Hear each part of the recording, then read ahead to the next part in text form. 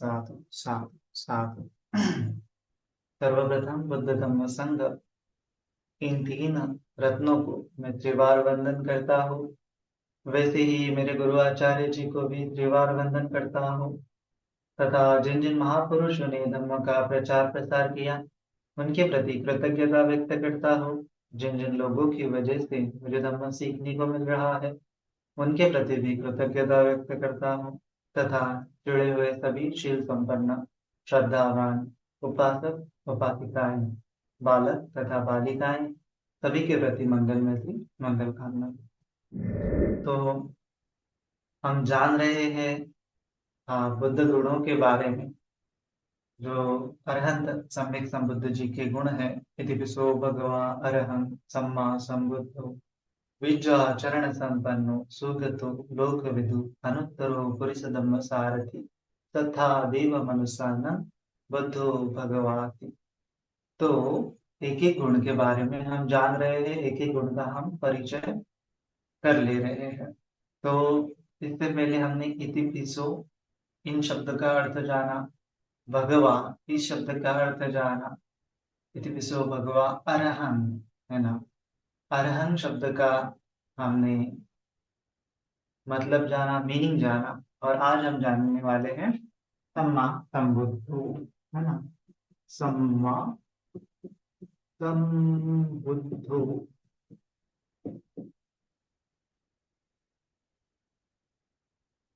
दिविसो भगवा अरहं सम्मा संबुद्धो। तो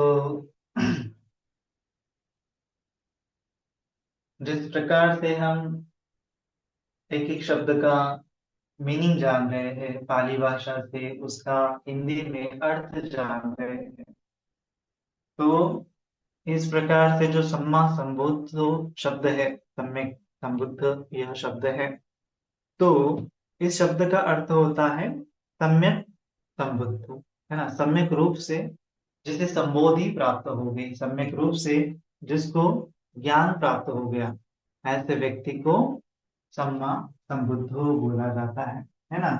तो सम्मा संबुद्धों को दो शब्दों से है, वैसे तो तीन है ना। सम्मा संबुद्धो, तो सम्मा का अर्थ होता है सम्यक, सम्यक रूप से जो संबुद्ध बन गया। संबुद्ध का अर्थ भी होता है कि जो स्वयं बुद्ध हो गया। संबुद्ध मतलब स्वयं बुद्ध हो गया। हाँ। तो इस प्रकार से जो सम्यक रूप से स्वयं बुद्ध हो गया, ऐसे व्यक्ति को सम्मा संबुद्धो बोला जाता है ना। सम्मा संबुद्धो, सम्यक मतलब परिपूर्ण रूप से, सार्थक रूप से। सम्यक मतलब संपूर्ण रूप से, है ना। संपूर्ण अधिक परिपूर्ण, इन दोनों शब्दों से सम्यक शब्द बना हुआ है। सम्मा, ये सम्यक शब्द हमको बार बार मिलता है, जैसे आर्य अष्टांगिक मार्ग में भी सम्मा दिट्ठि, सम्यक दृष्टि, सम्यक संकल्प, है ना। सम्मा दिट्ठि, सम्मा संकल्प, सम्मा वाचा। तो ये सम्यक रूप से आ, सम्यक का मतलब होता है ना तो सम्यक शब्द में ही क्या है कि परिपूर्णता समाई हुई है, सम्यक शब्द में भी मध्यम मार्ग समाया हुआ है ना। जैसे भगवान जी बोलते हैं कि मेरा मार्ग कौन सा है, तो मध्यमा पटिपदा। मध्यमा पटिपदा का अर्थ क्या होता है कि जो एक छोर को नहीं ले जाता है, एक अंत पे नहीं ले जाके आपको छोड़ता है, जो बीच वाला मार्ग आपको बताता है। ना तो ज्यादा काम भोगों से लिप्त है, ना तो अत्त कील मथा में योग है। खुद को क्लेश नहीं देना है, दंडित नहीं करना है, ना ही खुद को प्रमाद में डालना है। तो दोनों अंतों के बीच में ये सम्यक मार्ग होता है। सम्यक का अर्थ होता है अच्छा, है ना। क्योंकि अच्छा मार्ग ही सम्यक मार्ग होता है, मध्यम मार्ग होता है, तो इसीलिए सम्यक शब्द हमें बार बार देखने को मिलता है। और संबुद्धो, है ना, जो स्वयं बुद्ध हो गया, है ना। सम्मा संबुद्धो, संबुद्धो शब्द से अर्थ यह भी होता है कि संबोधि जिसको प्राप्त हो गई, है ना। संबोधि, संबोधि जिसको प्राप्त हो गई, है ना। बोधि मतलब ज्ञान, बोधि मतलब प्रज्ञा, बोधि मतलब जिसको बोध हो गया, रियलाइजेशन हो गया, जिसको ज्ञान हो गया, ऐसे अ, इस शब्द को बोला जाता है बोधि, है ना। बोधि मंडल, बोधि वृक्ष। तो बोधि किस चीज का प्रतीक है? ज्ञान का प्रतीक है। बोधि मतलब जो प्रज्ञा है, बुद्धिमत्ता है, इंटेलेक्चुअल है, उसको बोला जाता है बोधि। तो कैसी बोधि है? सम्यक बोधि है। संबोधि मतलब सम्यक बोधि है, परिपूर्ण बोधि है, कंप्लीट रूप से उसकी जो बोधि है उसको प्राप्त हो गई, है ना, संबोधि उसको परिपूर्ण रूप से उसको बोध हो गया। ऐसा नहीं कि छोटा मोटा बोध हो गया, नहीं, कंप्लीटली उसको उसका बोध हो गया, इसीलिए वो संबोधि कहलाती है ना। कभी कभी क्या होता है कि छोटा मोटा बोध हो जाता है, एक तरफा बोध हो जाता है, कभी कभार ऐसा हो जाता है कि आधा अधूरा बोध हो जाता है और आधा अधूरा हम तर्क लगा लेते हैं। लेकिन सम्यक संबुद्ध के मामले में ऐसा नहीं होता है, उनको तर्क लगाने की जरूरत ही नहीं पड़ती है, क्योंकि वो सभी चीजें अनुभूति के आधार पर स्वयं बोध कर लेते हैं, स्वयं उसका रियलाइजेशन कर लेते हैं। तर्क लगाते हुए बातों को यूं ही नहीं कहते हैं, है ना। तो ये रियलाइजेशन की, अनुभूति की बातें वो बताते हैं, क्योंकि वो अनुभूति मतलब संबोधि उनको प्राप्त हो गई है ना। तो ये सम्यक संबोधि हो गया है ना। तो जिस प्रकार से हमने अरहत शब्द के बारे में सुना था, अरहंत शब्द के बारे में पिछली बार देखा था, तो हमने ये देखा था कि अरहंत शब्द का अर्थ भी जिसका जिसका जिसने शत्रुओं को हंत कर दिया, हनन कर दिया, ऐसे व्यक्ति को हमने अरहंत जाना था। अभी ये संबोधि के मामले में क्या है कि जिसने बोधि प्राप्त कर ली। तो जो अनंत शब्द था हमने उसमें विस्तार रूप से ये भी जाना था कि वह एक चित्त की अवस्था है ना, एक मेंटल स्टेट है कि जिसमें हमेशा मन सुख में रहता है, हमेशा मन निर्वाण की अनुभूति में रहता है। वो एक परम अनुभूति है। वह एक तत्व है जिसका बोध हो जाता है, अनंत होने के बाद वो ज्ञान का बोध हो जाता है, उसका चित्त लोकोत्तर भूमि में चला जाता है। लेकिन संबोधि शब्द का अर्थ क्या होता है कि यह चित्त की कोई अवस्था नहीं है ना, ये चित्त की अवस्था नहीं है, ये ज्ञान की अवस्था है ना।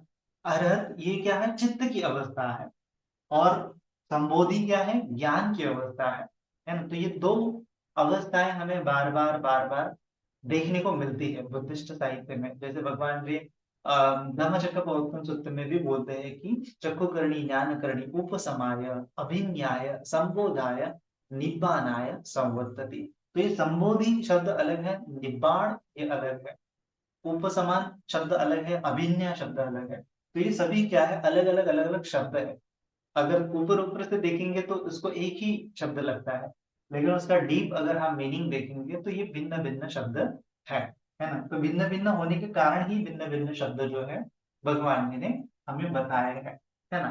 तो संबोधि मतलब ज्ञान की अवस्था है, ये चित्त की ऐसी अवस्था नहीं है कोई, ये नहीं है, लेकिन ज्ञान की अवस्था है, इसमें केवल ज्ञान है।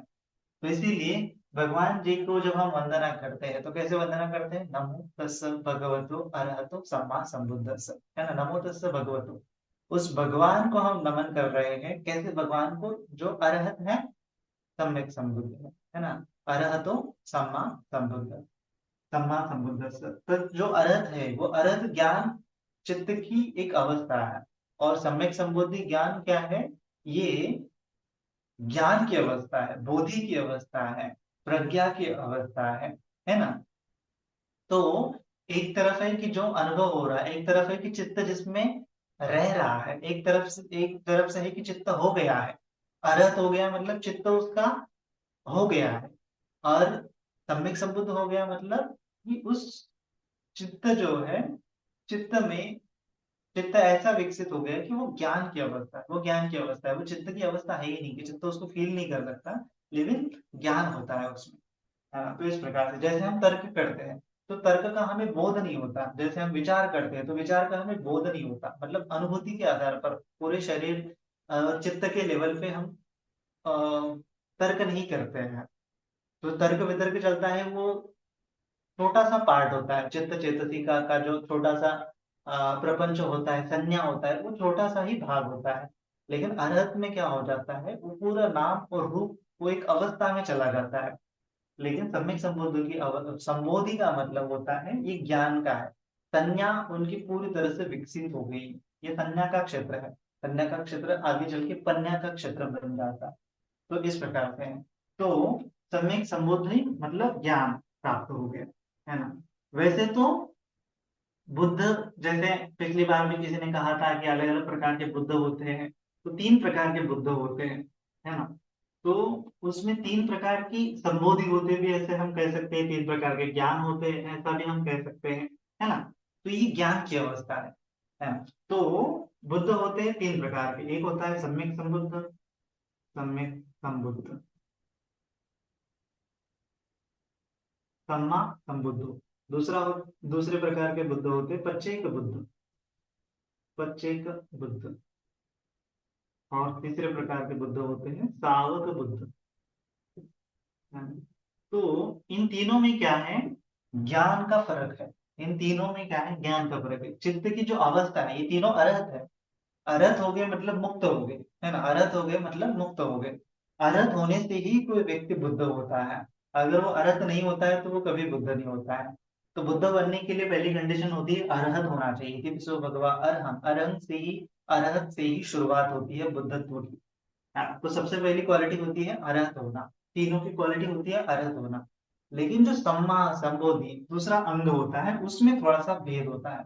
तो ज्ञान का भेद होता है ना। तो जो श्रावक बुद्ध होते हैं, माने जो बुद्धा से ज्ञान को सीखते हैं और उस प्रकार से वो अरहत अवस्था को प्राप्त कर लेते हैं, और उनको आसवाख्याय ज्ञान प्राप्त हो जाता है।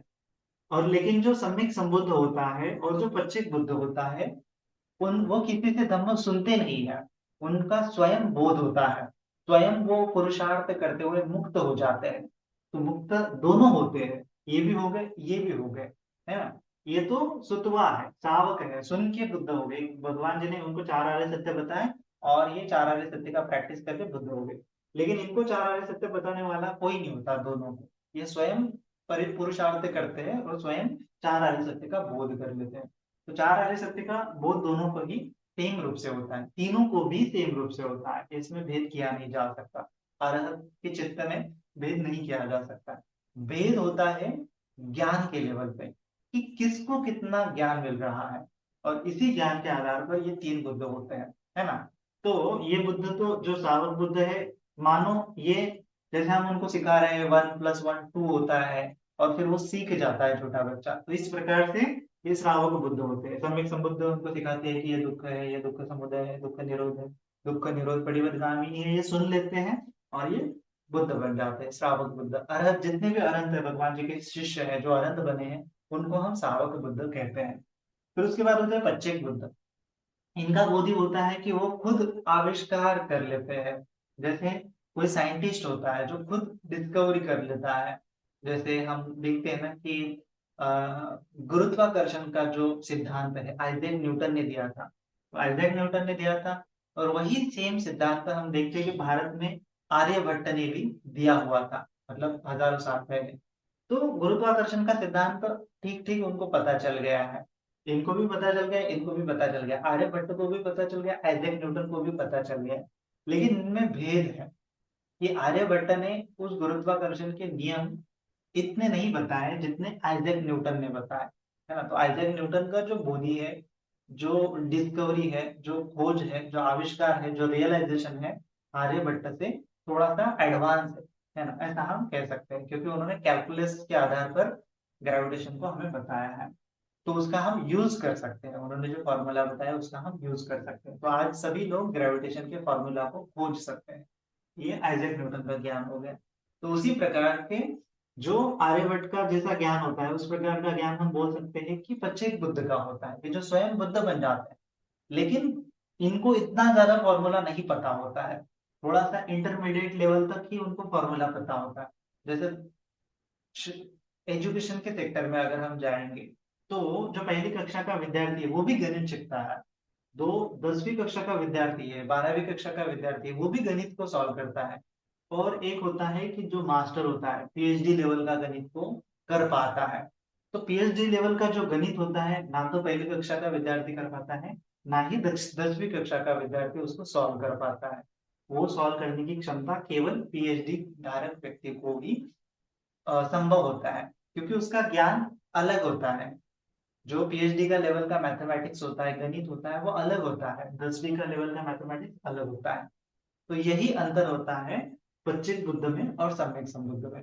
पच्चिक बुद्ध दूसरों को ज्ञान नहीं दे सकते, दूसरों को चार आर्य सत्य के बारे में रियलाइजेशन नहीं करवा सकते, वो धम्म चक्र को गतिमान नहीं कर सकते, जैसे सम्यक संबुद्ध ही कर पाते हैं। तो ये सम्यक संबुद्ध की बोधि होती है, इसीलिए सम्यक संबुद्ध विशेष होते हैं, परिपूर्ण होते हैं, है ना। वो खुद भी ज्ञान प्राप्त करते हैं, दूसरों को भी ऐसा मार्ग बताते हैं कि वो व्यक्ति ज्ञान प्राप्त कर ले, मुक्त हो जाए। इसीलिए बोला गया अनुत्तरम पुरुष धम्म सारथी, अनुत्तर, उनके अलावा इस दुनिया में कोई मास्टर है ही नहीं, बुद्धा अल्टीमेट मास्टर है ना। जो व्यक्ति मुक्त होना चाहता है उसको बुद्धा के अलावा कोई रास्ता नहीं है, ऐसा हम कह सकते हैं। लेकिन पच्चिक बुद्ध भी मुक्त होते हैं, लेकिन वो दूसरों को रास्ता नहीं बता पाते, है ना। पुराने जमाने में समझो बहुत सारे ऋषि मुनि है, वो स्वयं स्वयं मुक्त हो जाते हैं, लेकिन दूसरों को नहीं बता पाते कि वो कैसे मुक्त हुए, मुक्त होने के लिए क्या करना पड़ेगा। वो केवल दान शील और मेडिटेशन के ऊपर ही प्रवचन दे सकते हैं, पन्या के ऊपर प्रवचन देना इनको वो बोधि नहीं होती है। तो ये बोधि सम्यक संबुद्ध की होती है, तो इसीलिए सम्यक संबुद्ध विशेष है। तो सम्यक संबुद्ध की विशेषता एग्जैक्टली क्या है, इसके बारे में हम जानेंगे। तो सम्यक संबुद्ध की विशेषता है उनका ज्ञान, है ना। तो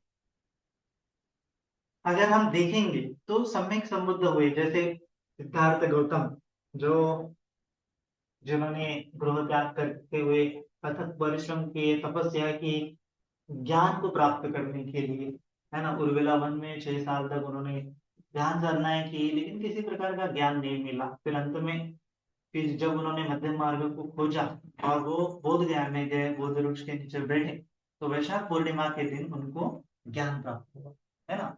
हम सभी ये घटना जानते हैं। और ये वैशाख पूर्णिमा का जो ज्ञान उनको प्राप्त हुआ, है ना, बोध वृक्ष के नीचे जब वो बैठे थे, तो एग्जैक्टली exactly क्या ज्ञान उनको प्राप्त हुआ था, है ना। और यही ज्ञान होता है सम्यक संबुद्ध की विशेषता, है ना। कि क्या ज्ञान मिला उस रात को, क्या ज्ञान मिला उस वैशाख पूर्णिमा की रात को, कि वह व्यक्ति सिद्धार्थ गौतम से बुद्ध बन गए, है ना। क्या हो गया उस घटना में, उस बोध वृक्ष के नीचे रात को। तो वह घटना ऐसी है कि दुर्लभ है ना, बहुत दुर्लभ है। बुद्ध उत्पादो दुर्लभो बोला गया। इस संसार में करोड़ों करोड़ों लाखों लाखों कल्पों के बाद, इस संसार में लाखों लाखों कल्पों के बाद कोई व्यक्ति जो होता है बुद्ध बनता है, सम्यक संबुद्ध बनता है। तो सम्यक संबोधि बहुत आश्चर्यकारक है। सम्यक संबुद्धि का अगर हम देखेंगे कि बुद्ध, भगवान बुद्ध जी को बोधि वृक्ष के नीचे वैशाख पूर्णिमा के दिन क्या ज्ञान प्राप्त हुआ था, तो उनको अनेकों प्रकार के ज्ञान उस रात को प्राप्त हो गए थे, अनेकों प्रकार के ज्ञान उनको प्राप्त हो गए थे। तो उन ज्ञानों के बारे में आज हम थोड़ा सा डिस्कशन करेंगे। तो उनको कितने ज्ञान प्राप्त हुए थे, तो सबसे पहले शुरुआत में number 1, number 2, number 3, number 4, number 5, number 6, है ना, कंटिन्यू कंटिन्यू है। तो पहले एक एक ज्ञान के बारे में हम देखते हैं। सो वैशाख पूर्णिमा के दिन जब भगवान जी बोधि वृक्ष के नीचे बैठे हैं, बोध गया में, बोधि मंडल के एरिया में, तो उस समय में आनापान सती वो करते हैं, सुबह से लेकर शाम तक आनापान सती करते हैं, है ना। पहले तो वो सारी आपको कथा कहानी पता है कि सुजाता ने उनको खीर दी, फिर वो निरंजना नदी में उन्होंने भिक्षा पात्र कर दिया, फिर उसके बाद बोधि वृक्ष के नीचे गए, वहां पे महा अधिष्ठान किया, महा अधिष्ठान करने के बाद वो ध्यान साधना करने लगे, ध्यान साधना करने लगे, सांस आ रहा है, सांस जा रहा है, आनापान सती की भावना करने लगे। फिर आनापान सती को वो बार बार परिशुद्ध करते रहे, है ना, परिशुद्धे परियोदते अनंगते विगत उपकिले से। तो 8 प्रकार से वो आनापान सती को, ये ध्यान को परिशुद्ध करते गए सुबह से लेकर शाम तक। फिर वैशाख पूर्णिमा का वो रात आ गई, है ना, चांद उग आया, जो मून राइज हो गया। तो मून राइज के साथ ही भगवान बुद्ध जी को ज्ञान प्राप्त होना चालू हो गया, है ना। तो रात के अगर हम 3 प्रहर को मानेंगे, जैसे 4 घंटे का एक प्रहर होता है, 6 घंटे से लेकर 10 घंटे तक, 10 घंटे से लेकर, सॉरी, 10 बजे तक, 10 बजे से लेकर 2 बजे तक, 2 बजे से लेकर सुबह की शाम 6 बजे तक। तो 4 4 4 घंटे का एक एक प्रहर होता है। तो एक एक प्रहर में उनको अलग अलग ज्ञान प्राप्त हुए। तो सबसे पहले उनको ज्ञान प्राप्त हो गया, ये आनापानसति करते गए तो उनको पुब्बे निवासानुसति ज्ञान प्राप्त हो गया। है ना, पुब्बे निवासानुसति ज्ञान के उनको पूर्व जन्म दिखने लगे, पूर्व जन्म दिखने लगे। अनेकों अनेकों जन्म, मेरे पूर्व जन्म में माता कौन थे, पिता कौन थे, मेरे कहाँ जन्म हुआ था, किस स्कूल में जन्म हुआ था, कितने साल में जिया, क्या क्या मैंने किया, वो सब याद हो गया। फिर पिछला जन्म, फिर पिछला जन्म, फिर पिछला जन्म, अनेक अनेक जाति संसार में कितने सारे उनके जन्म हुए, उन्होंने देखे, है ना, उस रात को 4 घंटे में 6 बजे से लेकर 10 बजे तक, है ना। तो वो ज्ञान में वो देखते गए, तो उनको वो दिखते ही गए, दिखते ही गए, दिखते ही गए, अनेक अनगिनत उन्होंने उस समय में अपने पूर्व जन्मों को देखा। तो इस ज्ञान को प्राप्त होने के बाद, इस ज्ञान को बोलते हैं दिव्य यानी पुब्बे निवासानुसति ज्ञान। पुब्बे निवासानुसति, पुब्बे निवासानुसति ज्ञान, है ना। पूर्व जन्मों का उनको सती हो गया, बोध हो गया, ज्ञान हो गया। तो अभी इस ज्ञान में वो फंसे नहीं, उनको तो दिखने लगा कि जैसे वो उनकी आंखों के सामने सब दिखने लगा, जैसे कोई चित्रपट वो देख रहे हैं। और चित्रपट में जैसे हम सीन देखते हैं बचपन से लेके वो बड़े होने तक, वैसा वो सीन देखने लगे, पीछे पीछे पीछे, एक एक जन्म के, एक एक जन्म के। तो उनको अभी ऐसा लगा कि जैसे वो सम्यक संबुद्ध है ना, वो साधारण व्यक्ति नहीं है। साधारण व्यक्ति होता तो बड़ा उछलता, बड़ा उछल कूद करता कि मुझे पूर्व जन्म दिख रहे, पूर्व जन्म दिख रहे, तो सभी लोगों को बताते फिर जाता। लेकिन सम्यक संबुद्ध है, उनके मन में उतनी ही, मतलब बोधि सत्व है, अभी तो वो सम्यक संबुद्ध नहीं बने हैं, बोधि सत्व है। तो बोधि सत्व है तो उनके मन में अभी भी वो क्या है, समता है, स्थिरता है ना। उन्होंने जाना कि ये हो सकता है कि मेरा भ्रम भी हो, है ना, हो सकता है कि ये, जैसे कभी कभार होता है ना कि जब हम ध्यान करते हैं तो प्रथम ध्यान में जैसे भगवान जी खुद उन्होंने प्रथम ध्यान वगैरह प्राप्त किए थे बार बार। तो प्रथम ध्यान में होता ही वो है कि बहुत बार हमें ऐसे अनुभव आते हैं कि जैसे वो लगता है कि बहुत ओरिजिनल है। जैसे हम जैसे ध्यान करते हैं तो कभी कभी हमें सांस का ध्यान कर रहे हैं, सांस आ रहा है, सांस जा रहा है, तो ऐसा लगता है कभी कभी हम पूरा शरीर क्या हो गया, सांस ही हो गया, ऐसा लगता है। कभी कभी ऐसा लगता है कि सांस एकदम गायब सा हो गया, हम गायब सा हो गया, शरीर गायब सा हो गया, लेकिन आंख खोलने के बाद शरीर जैसा का तैसा। कभी कभी ऐसा लगता है कि हम हवा में उड़ रहे हैं, हमारा शरीर ऐसे अपलिफ्ट हो रहा है ना, लेकिन आंख खोलने के बाद तो वही के वही बैठा होता है। तो इसको पाली भाषा में बोलते हैं वितर्क विचार। ये ध्यान साधना में ऐसे अजीबो गरीब आपको अनुभव आते हैं, और वह अनुभव इतने रियलिस्टिक होते हैं कि आपको लगता है कि कुछ तो भी मुझे रियल में घटित हुआ मेरे साथ। लेकिन बहुत बार ये केवल वितर्क विचार होते हैं, है ना। तो इसीलिए पहले ध्यान में ऐसा होता रहता है, वितर्क विचार होते हैं, लेकिन द्वितीय ध्यान में वितर्क विचार खत्म हो जाते हैं, तृतीय ध्यान में उपेक्षा आ जाती है, चतुर्थ ध्यान में एकाग्रता आ जाती है। तो जो बोधिसत्व थे, प्रथम ध्यान, द्वितीय ध्यान, तृतीय ध्यान, चतुर्थ ध्यान, चतुर्थ ध्यान, तृतीय ध्यान, तृतीय ध्यान, प्रथम ध्यान, ऐसे परिशुद्ध करते गए बार बार, सुबह से लेकर शाम तक चारों ध्यान में जाते थे, फिर आते थे। तो ऐसे करते करते उनका चित्त एकदम मृदु हो गया, मृदुवते, कमंडीय थे, हिते, अनज्जपते, मुलायम हो गया, एकदम स्थिर हो गया, और निर्दोष हो गया, परिशुद्ध हो गया। तो ऐसा चित्त होने के बाद फिर उनको अभिज्ञाएं प्राप्त होने लगी। चतुर्थ ध्यान के बाद उनको ये पुब्बे निवासानुस्मृति ज्ञान प्राप्त हुआ। तो उनको लगा कि हो सकता है प्रथम ध्यान की तरह ये भी कल्पना हो सकता है, तो इसीलिए उन्होंने अपने चित्त को मुड़ाया, है ना। वो जो ज्ञान उनको मिला था पुब्बे निवासानुस्मृति ज्ञान, उनसे उससे मन को हटाया। फिर से वो आनापानासति करने लगे, रात के दूसरे प्रहर में 10 बजे से लेके 2 बजे तक। तो रात के दूसरे प्रहर में उन्होंने अपने चित्त को एकदम मृदु मुलायम बनाया, और फिर इस बार उन्होंने जानने की कोशिश की कि जैसे मेरे जन्म जन्म हुए हैं, पूर्व जन्म हुए हैं, वैसे किसी अन्य तत्व के भी जन्म हुए क्या। तो उन्होंने आजू बाजू में जितने तत्व थे उनकी जन्म को देखना चालू कर दिया, दूसरे तत्वों को देखना चालू कर दिया। तो जैसे ही उन्होंने अपने चित्त को दूसरे तत्वों को देखना चालू कर दिया, उसी समय में उनको दिव्य चक्षु ज्ञान प्राप्त हो गया। दिव्य चक्षु ज्ञान बोलते हैं उसको। तो वो देखने लगे कि सत्व जो है उत्पन्न हो रहे हैं, मर रहे हैं, मरने के बाद वो देवता लोक में जा रहे हैं, फिर वहां से मर रहे हैं, फिर सुगति दुर्गति, और फिर उन्होंने बहुत सारे तत्वों को देखा। तो बहुत सारे तत्वों के भी क्या हो रहे हैं, पुनर्जन्म, पिछले जन्म, पुब्बे निवासानुस्मृति हो रहे, उनको दिख रहा है कि ये सत्व भी तो बार बार जन्म ले रहे हैं। जिस सत्व को देखते हैं वह सत्व बार बार जन्म ले रहा है, बार बार जन्म ले रहा है। पूरे धरती के सत्व उन्होंने मानो देख लिए उस रात को, और वो बार बार जन्म ले रहे, मर रहे, बार बार जन्म ले रहे, मर रहे। फिर उन्होंने एक चक्रवाल को देखा, दूसरे चक्रवाल को देखा, तीसरे चक्रवाल को देखा, 10 सहस्त्र चक्रवाल को देखा, न जाने कितने हजार चक्रवाल को उन्होंने उस रात में देख लिया। फिर देखने के बाद फिर से उन्होंने अपने चित्त को शांत किया। ऐसे पूर्ण मतलब 31 प्रकार के लोग उन्होंने उस समय में उस रात को देख लिया, है ना। पूरा ब्रह्मांड के जितने प्राणी है, जितने सत्व है, कहाँ जन्म लेते हैं, वो देख लिया, है ना, रात के दूसरे प्रहर में। तो उस ज्ञान को बोलते हैं दिव्य चक्षु ज्ञान, ज्ञान, दिव्य चक्षु ज्ञानम। तो ये दूसरा ज्ञान उसको प्राप्त हो गया। फिर उन्होंने अपने चित्त को क्या किया, इस ज्ञान में वो लिप्त नहीं रहे, क्योंकि वो बोधिसत्व है ना। तो बोधिसत्व होने के कारण उनके मन में स्थिरता है।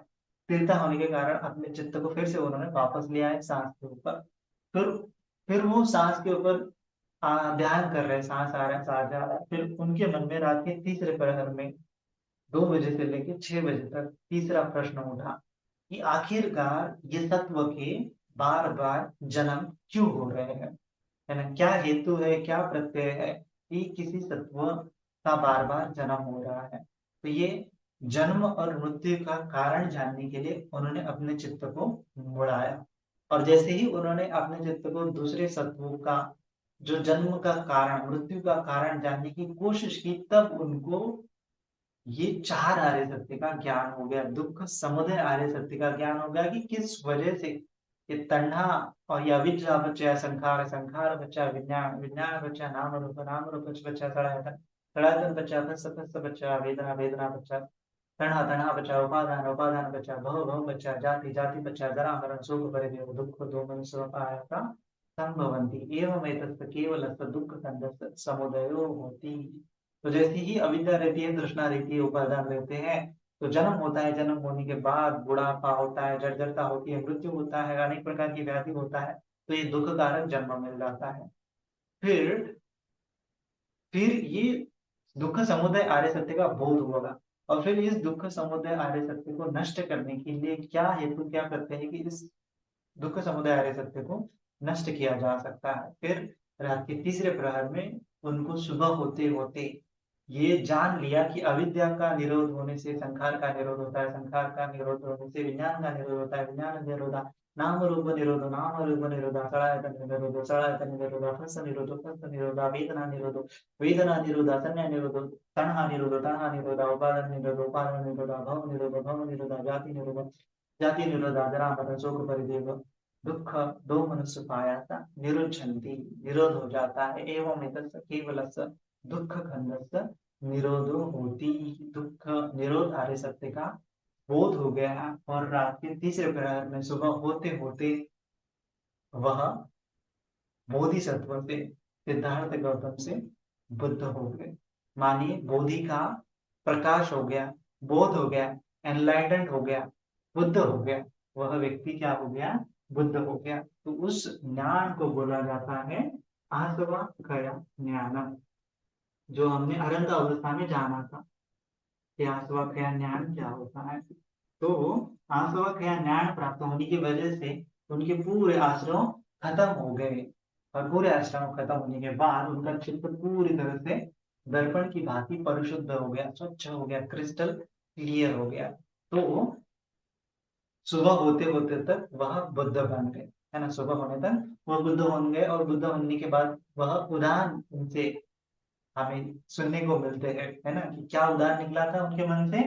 अनेक जाति संसारं तन्ना भीषण अनिभीषण गह कारकं दवे संतो दुखा जाति पुना पुना गह कारकं दिट्टोसी पुन गेहं न काहति सब्बाति फासुका भग्गा गह कूटं विसंखितं विसंखारगतं चित्तं प्रणहानं कयमज्जगा।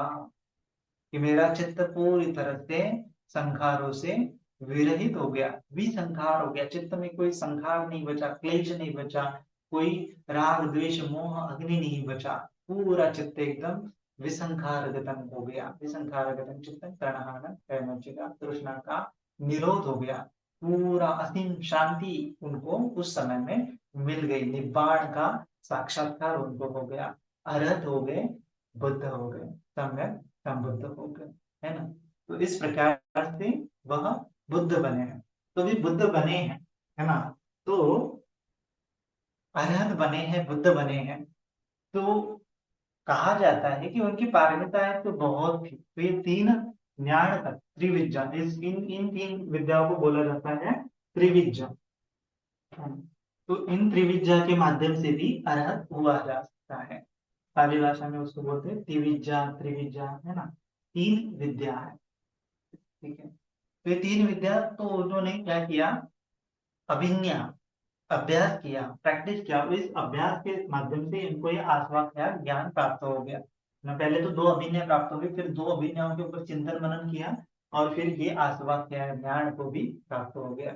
अभी वो सम्यक संबुद्ध होने के कारण क्या होता है कि केवल ये तीन ज्ञान उनको नहीं मिलते, इनके अलावा भी उनको और ज्ञान अपने आप मिल जाते हैं, अपने आप मिल जाते हैं। ऐसा क्यों होता है, तो कहा जाता है कि उनकी पारमिताएं होती है ना, असंख्य असंख्य जन्मों से उनकी उन्होंने पारमिताओं, 10 पारमिताओं का अभ्यास किए होने की वजह से उनको अन्य ज्ञान अपने आप मिल जाते हैं। तो जैसे कोई अनंत केवल आस्वाक या ज्ञान के लिए प्रैक्टिस करता है, केवल विपස්සना करता है, तो भी क्या होता है कि उसको पूर्व जन्मों के पुण्य अगर है, पारमिता अगर है, तो उस उनको ये ज्ञान जो है अपने आप मिलने लगते हैं। 4 नंबर का ज्ञान, 5 नंबर का ज्ञान, 6 नंबर का ज्ञान, इसके लिए उनको अलग से प्रैक्टिस करने की जरूरत नहीं होती है। हालांकि अलग से भी प्रैक्टिस करते हुए हम इन ज्ञानों को प्राप्त कर सकते हैं, है ना। तो दोनों तरीके से होता है, अपने आप भी हो सकता है, प्रैक्टिस करने के बाद भी हो सकता है। ठीक है, तो ये सभी को प्राप्त होते हैं, जितने अनंत होते हैं उनको लगभग ये तीन विद्याएं प्राप्त होती है अपने आप। नहीं तो किसी किसी को एक होती है, किसी किसी को दो होती है, किसी किसी को तीन होती है, ऐसा भी होता है। तो किसी किसी को 4 5 6 भी हो जाती है, जैसे भगवान जी को हुआ था। तो सम्यक संबुद्ध है, इतने चार असंख्य 1 लाख कल्प से पारमिताएं पूरी करते आ रहे हैं, तो इसीलिए और ज्ञान, अन्य ज्ञान उनको प्राप्त हो जाते हैं। तो चौथे नंबर का ज्ञान भी उनको प्राप्त हो जाता है, ठीक दिव्य चक्षु के जैसा, दिव्य शोध अभिज्ञा प्राप्त हो जाती है उनको, दिव्य शोध। इन अभिज्ञाओं के बारे में वो चिंतन नहीं करती, वो अपने आप हो जाता है, क्योंकि उनका माइंड अपने आप अनलॉक हो जाता है। दिव्य शोध मतलब कि वो दूर का सुन सकते हैं, जैसे दूर का देख सकते हैं आंख बंद करने के बाद, वैसा ही दूर का सुन सकते हैं। दिव्य शोध अभिज्ञा, दिव्य शोध ज्ञान भी उनको कहते हैं, है ना। अभिज्ञा और ज्ञान में एक ही शब्द है, अभि मतलब सूक्ष्म, अन्या मतलब ज्ञान, है ना। तो ज्ञान बोलो, अभिज्ञान बोलो, सेम ही है। फिर उसके बाद बोला जाता है दिव्य शोध अभिज्ञा के बाद उनको एक और ज्ञान प्राप्त हो जाता है, चेतोपरतीय ज्ञान, चेतोपरतीय ज्ञान,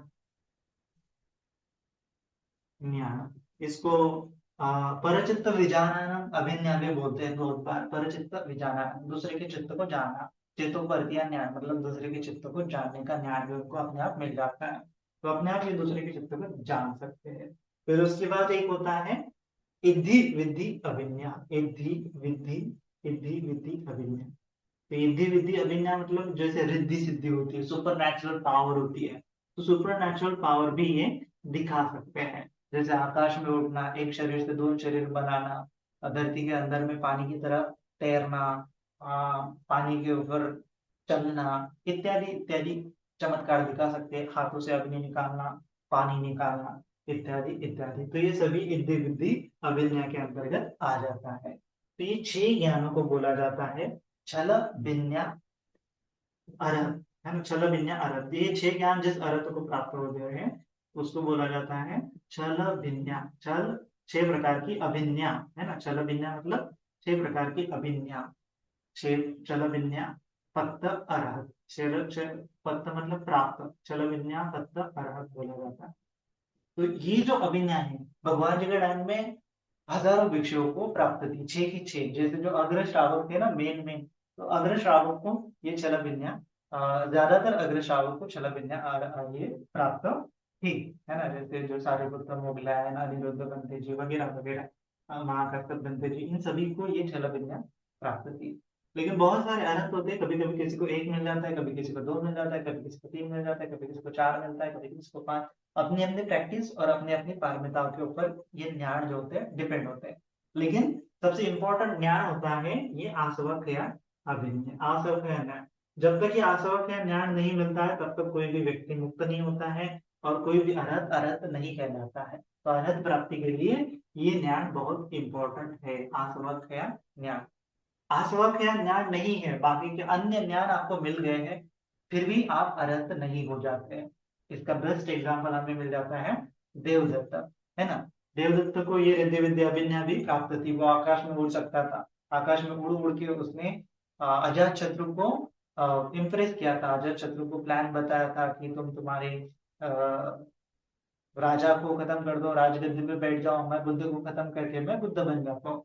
इस प्रकार से उसको तो ये प्राप्त थी अभिज्ञा, लेकिन फिर भी वो अरहत नहीं था, वो मुक्त नहीं था। तो इसलिए भगवान जी को मारने की कोशिश किया, फिर गुरु कर्म कर बैठा और फिर नरक में जा दिया। इस प्रकार से तो इसीलिए आजवा का ज्ञान बहुत बहुत इंपॉर्टेंट है। ये ज्ञान नहीं मिलता है तो कुछ नहीं मिला, है ना। तो इसीलिए ये भगवान जी का कोर टीचिंग है। इसीलिए भगवान जी इस ज्ञान को प्राप्त करने के लिए हमें विपස්සना साधना बताते हैं। ये जो बाकी ज्ञान है इसका साधना करते करते हम ये प्राप्त कर सकते हैं, ये कोई बड़ी बात नहीं है। तो विज्ञान सरस्वती बात प्राप्त करना, दिव्य चक्षु प्राप्त करना, दिव्य सोचे तो प्रत्यान ज्ञान, विद्या विद्या विज्ञान, ये तो कुछ बड़ी नहीं। किसी भी आलम्बन को लेके हम चतुर्थ ध्यान में जाके इस जो अभिनय चाहिए उसके ऊपर प्रैक्टिस करके वो अभिनय हमें मिल सकती है। लेकिन आस्वाख्या अभिनय का ऐसा नहीं है। उसके लिए हमें मध्यम मार्ग का, आर्य अष्टांगिक मार्ग का, विपස්සना का भावना करना ही पड़ता है। एकायनो मग्गो भिक्खवे सत्तानं विसुद्धिया शोक परिदेवानं समतिक्रमाय दुःख दोमनसानं अर्थंगमाय न्याय से अधिगमाय निब्बाण सच्चिकरण। ये निब्बाण का साक्षात्कार करने के लिए एकमात्र मार्ग होता है, उसको फॉलो करना ही पड़ता है। अन्यथा कभी भी कोई व्यक्ति अरहत नहीं बन सकता, मुक्त नहीं हो सकता। ये ज्ञान कितने भी प्राप्त कर ले, कितना भी वो आकाश में उड़ ले, लेकिन फिर भी वो अरहत नहीं कहलाता जब तक उसको आत्मा ज्ञान नहीं मिलता है।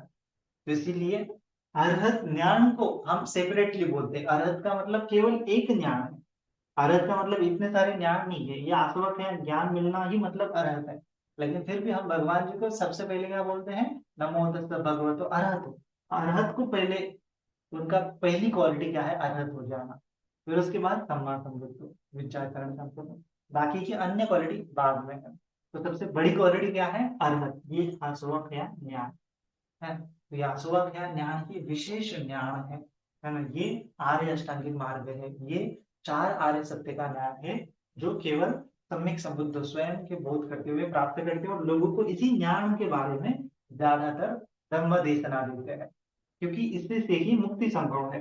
ये ज्ञान कितने भी मिल गए लेकिन मन के क्लेश ही नहीं धुले तो मुक्ति संभव ही नहीं है। इस संसार के प्रति आसक्ति बांधी, बंधन बांध लिया तो मुक्ति संभव नहीं है। तो इसीलिए संसार को नष्ट करना, है ना, आश्रव को नष्ट करना, ये ज्ञान अल्टीमेट ज्ञान माना गया है बुद्धिज्म में। भगवान जी ने भी इसको अल्टीमेट कहा है। ठीक है, तो ये है। फिर इसके बाद भगवान जी को ये छल विद्या तो प्राप्त थी, लेकिन भगवान जी है, वो सम्यक संबुद्ध है। तो उन्होंने चार असंख्य 1 लाख कल्प तक पारमिताएं पूरी की है, तो उनको और ज्यादा अन्य ज्ञान भी मिले हैं, है ना। तो जैसे उनको 4 पटी संविदा ज्ञान मिले हैं, उसके बाद उनको 6 असाधारण ज्ञान भी मिले हैं। तो इन ज्ञानों को मिला के, कुल मिला के भगवान जी को 16 प्रकार के ज्ञान मिल जाते हैं। 16 प्रकार के ज्ञान, ये उनकी विशेषता है। और उसके बाद उनको 10 बलधारी भी बोला जाता है। 10 ऐसे बल मिलते हैं कि जिसकी वजह से ही वो सम्यक संबुद्ध कहलाते हैं। तो कुल मिला के ये 16 हो गए, और 10 बल मिला दिया तो कितने हो जाते हैं, कुल मिला के 26 प्रकार के ज्ञान हो जाते हैं। 26 में जो 3 होते हैं इरिटेड होते हैं, तो इसीलिए 23 प्रकार के ज्ञान भगवान बुद्ध जी को मिल जाते हैं, इसीलिए वो सम्यक संबुद्ध कहलाते हैं। और इतने सारे ज्ञान जो होते हैं, ना तो बच्चे बुद्ध को मिलते हैं और ना ही सावक बुद्ध को मिलते हैं, साधारण अरहंत को मिलते हैं, कभी नहीं कर पाते, मिल ही नहीं पाते।